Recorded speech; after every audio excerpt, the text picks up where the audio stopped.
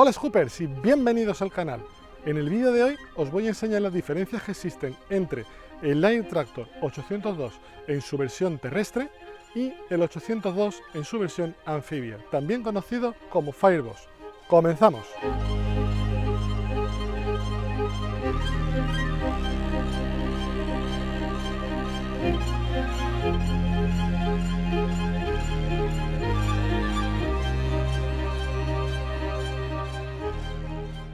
Las características principales del 802 os las enseñé en un vídeo anterior. El Fireboss comparte la misma base, fuselaje, estructura, motor, alas, pero tiene una diferencia muy importante. Bueno, en realidad son dos. Y vamos a comenzar hablando de estos dos enormes flotadores que tengo justo detrás mía, los cuales no solo transforman el avión, sino que además marcan el carácter de este, haciendo que se convierta un poquito más en barco que en avión, y eso nos da la capacidad de operar, bien sea desde pistas terrestres o desde hidrosuperficies. Estos flotadores están fabricados en aluminio por Whipper, en concreto son de la serie Whipline 10.000 y nos permiten flotar en el agua con un peso máximo de hasta 11.500 libras. Y al igual que los barcos, están divididos en compartimentos estancos. Este en concreto tiene 12. Las partes que componen el flotador son la cubierta o parte superior del flotador, los tapones de vaciado de agua, los bumpers o parte frontal, la quilla que va desde la proa del flotador hasta el step, las scoops, los timones, el tren de aterrizaje, las bombas de achique, los depósitos auxiliares de espumógeno y las cornamusas de amarre. Vamos a hacer una pequeña revisión exterior y os voy explicando punto por punto. Pero antes quiero pediros una pequeña ayuda. Este contenido lleva muchísimo trabajo, por lo tanto, si os gusta y queréis apoyarme, os agradecería muchísimo que me dejarais un me gusta y os suscribáis al canal. Y por supuesto, si tenéis cualquier duda, dejármela aquí debajo en los comentarios. Muchas gracias. Bien, pues la cubierta o parte superior del flotador, en ella no solamente tenemos las cornamusas, las cuales las utilizamos para atar el avión a algún embarcadero o atarle un ancla, sino que además también tenemos los tapones de vaciado. En total, en cada flotador tenemos 14 de ellos. Como os comentaba, estos flotadores están divididos en 12 compartimentos, pero eso no significa que sean 100% resistentes al agua. Por eso mismo se hacen esas divisiones, para evitar que en caso de que si uno se inundase, inundara también todos los demás. Imaginaos que tuviésemos una rotura en alguna de las partes del flotador. Lo último que queremos es que se inunden todos los demás. Si recordáis la película de Titanic, el barco se hundió porque se inundaron más compartimentos de los que el Titanic estaba diseñado para mantenerse a flote. Y además no estaban sellados por su parte superior. Bueno, por eso y porque se la pegaron contra un iceberg. Y es inevitable que durante las maniobras de scooping entre algo de agua en estos compartimentos a través de las uniones o los remaches. Es por eso que tenemos que achicar el agua de los flotadores. Por lo tanto, en la revisión exterior de la mañana y después de cada vuelo, vamos a utilizar este dispositivo o bomba de achique para vaciar el agua que nos quede dentro de los compartimentos. Como ahora mismo está completamente vacío, tengo aquí al lado mía un cubito con agua. Vamos a echarlo dentro y os enseño cómo funciona.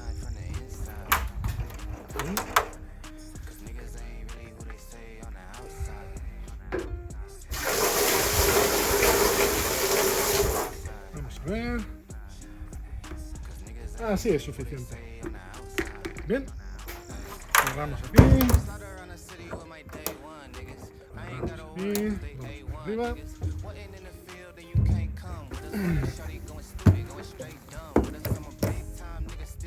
Sacamos el tapón, metemos la bomba de achique y a bombear.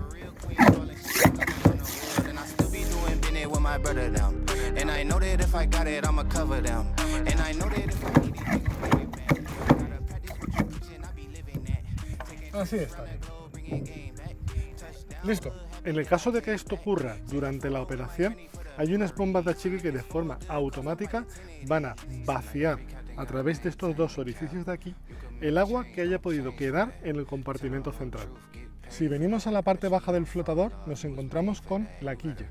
Esta última llega hasta el step y este último tiene dos propósitos. En primer lugar, reduce la resistencia al agua mientras nos estamos desplazando por ella. Es lo que conocemos como navegación on the step. Y en segundo lugar, nos permite variar la posición de cabeceo del avión mientras nos desplazamos por el agua. Y justo aquí tenemos las scoops, uno por cada flotador, y es con ellos como recogemos agua en las hidrosuperficies. Os explico. Si encendemos el sistema, que es operado por una bomba hidráulica, para actuarlo tendríamos que presionar la parte inferior de este gatillo. En ese momento, 1000 psi de presión han hecho que bajen las scoops. Si suelto el botón, vuelven a su sitio. Tenemos dos formas de operarlo, en manual o en automático. En automático seleccionaríamos cuántos galones queremos. En el momento que empecemos la carga, damos al gatillo, bajan las scoops y empieza a llenarse el hopper. Cuando el sistema detecta que tiene la cantidad de galones que nosotros le habíamos seleccionado, se replegarán solas aunque tengamos el gatillo pulsado. Sin embargo, en manual, mientras las tengamos pulsadas, las scoops están abajo. Hasta que no soltemos el gatillo, no vuelven a subir para arriba. Mientras nos desplazamos por el agua, esta va a entrar a través de las scoops por este tubo que veis ahí y ese otro tubo que veis ahí, y acceden al hopper a través de esas válvulas negras que veis ahí que se llaman flapper. Son de un material muy rígido y hace falta muchísima presión para vencer la resistencia. Una vez que hemos terminado la carga, ellas vuelven a su sitio, se cierran y evitan que pierda agua. Como os decía hace un momento, si cargamos en el manual, mientras tengamos pulsado el gatillo, el agua va a seguir entrando. E inevitablemente el hopper se acabará llenando, así que por algún lado va a tener que salir ese agua que sigue entrando, y lo va a hacer por tres sitios. El primero es esta salida de aquí, luego tenemos esta otra que se encuentra aquí detrás, y en último lugar tenemos esta pieza de aquí, la cual se levantaría y evacuaría el agua, pero al hacerlo cubriría el frontal de la cabina de agua. Por lo tanto, si tenemos intención de hacerlo porque a lo mejor queremos limpiar el hopper de agua salada, tenemos que previamente haber conectado el limpiaparabrisas y así mantener una buena visibilidad en todo momento. Al final de los flotadores tenemos estos timonchinos, los cuales estarán en su posición arriba, como veis ahora, tanto en la fase de vuelo como durante la maniobra de scooping. Los bajaríamos en caso de que fuéramos a hacer un rodaje en agua a baja velocidad. Y para bajarlos es muy sencillo. Quitamos los seguros que tenemos aquí, soltamos este pestillo y con mucha suavidad bajamos los timonchinos. Para subirlo, volvemos a subir de ellos, le ponemos el pestillo y estas abrazaderas para más seguridad. Listo. Es súper importante volverlos a subir antes de despegar desde agua, desde tierra, porque si no, la presión que se ejerce sobre ellos podría acabar arrancándolos. Dentro de los flotadores, además, tenemos dos depósitos auxiliares de espumógeno de 30 galones cada uno, en caso de que el principal se vaciase. Desde la cabina podemos bombear más espumógeno al depósito principal, bien sea de forma automática o de forma manual. Conviene utilizar el modo automático, porque si cargamos en manual corremos el riesgo de desbordar el depósito principal, y eso provocaría unos importantes inconvenientes de visibilidad. Y como no, una de las diferencias más notorias es el tren de aterrizaje, el cual cambia radicalmente con respecto a la versión terrestre. En este vídeo que os dejo aquí arriba ya os enseñé cómo es el tren principal del terrestre, el cual está compuesto por dos ruedas y por una rueda más pequeña en la parte trasera, conocido como patín de cola. Bien, pues aquí tenemos 6 ruedas, 4 que se encuentran en la parte trasera y 2 en la parte frontal. Cada rueda del tren principal tiene además su propio sistema de freno compuesto por disco y por pinza, y este se asienta sobre un amortiguador convencional de gas y aceite. Y en la parte frontal tenemos una rueda a cada lado. Estas giran libremente y están sujetas por estas ballestas fabricadas por fibra de vidrio. Impresionante lo que se puede hacer con materiales compuestos, ¿no os parece? Pues bien, la indicación que vamos a tener desde la cabina de que el tren está abajo son estas 4 luces verdes. En los aviones convencionales normalmente tendríamos 3. Una vez que hayamos despegado y tengamos un régimen de ascenso positivo, vamos a mover esta palanca hacia delante. Tranquilos que mientras el máster del avión esté apagado no pasa nada. Pues bien, cuando accionemos la palanca, la misma bomba que actúa en las scoops va a hacer que empiece a replegarse el tren de aterrizaje. El tren principal subirá y el delantero en primer lugar va a subir y luego se repliega escondiéndose dentro del flotador. Mientras la bomba está actuando, estas dos luces se mantendrán encendidas. Aproximadamente la recogida del tren durará unos 30 segundos. Y una vez que lo hayamos hecho, tendremos que comprobar que se nos han encendido estas 4 luces de aquí. Esto significa que el tren ya está completamente recogido y podemos operar el avión de forma anfibia. Por seguridad y siempre que se vuele en pareja, por procedimiento un avión comprobará de forma visual que el tren de aterrizaje del compañero se ha recogido.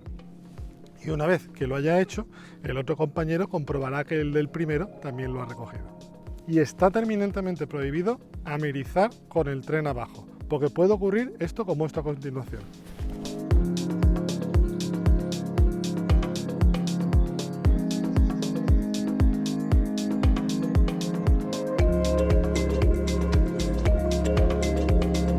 Uf, qué mal rollo. Ya hablaremos más detalle de esto en futuros vídeos. Los flotadores están conectados al avión a través de estas riostras y entre ellos a través de estas barras. Este sistema no es completamente rígido porque lo haría muy pesado, por lo que para mantener el alineamiento de los flotadores utilizamos estos cables de acero que tenemos aquí. Siempre tendremos que comprobar que no se encuentran destensados y que los pernos están apretados. Si nos los encontráramos destensados, significaría que hemos hecho una mala toma. Uno de los problemas de los aviones con flotadores es que su estabilidad direccional es un poquito peor. Entonces, cuando retiramos el patín de cola, se le instala esta aleta ventral que nos ayuda a mantener esa estabilidad direccional. Junto con la aleta, además se le instala esta pieza de aquí, que no solamente recubre la parte que quedaría expuesta, sino que además ayuda a mejorar la estabilidad y aerodinámica del avión. Y junto con la aleta, además, se le instala estos timones en la parte vertical del estabilizador horizontal. Como os podéis imaginar, los flotadores no solamente tienen un impacto enorme en el peso en vacío del avión, sino que además también lo penalizan a nivel aerodinámico. Sin embargo, aunque los flotadores tengan su lado negativo, esto nos permite cargar sobre hidrosuperficie. Y creedme que la cadencia de lanzamiento mejora brutalmente cuando tenemos un punto de scooping cerca. Vamos a subirnos a la cabina y para hacerlo utilizamos estos huecos en el flotador. Yo mido un 83 y aún así me cuesta un poquito llegar, están bastante altos. Vamos.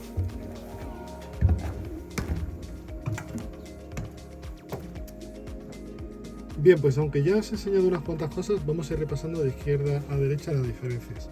Ya os he enseñado cómo funcionan los timonchinos, esto es igual, compensadores, palancas de potencia, aquí tenéis la palanca del tren.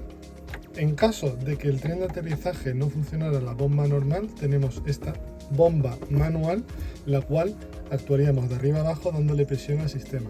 Pero harán falta unos 400 ciclos, así que armaros de paciencia porque va a llevar un buen rato.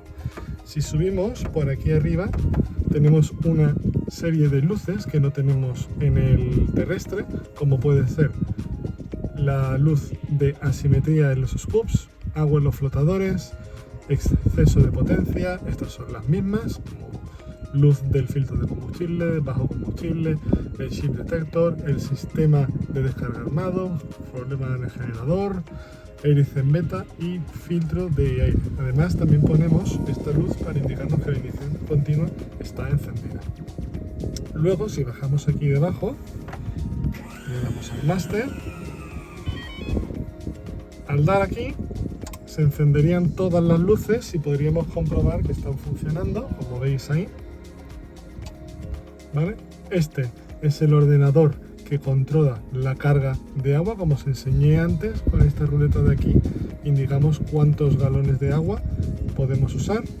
Con esto actuaríamos las bombas de los depósitos auxiliares de espumógeno.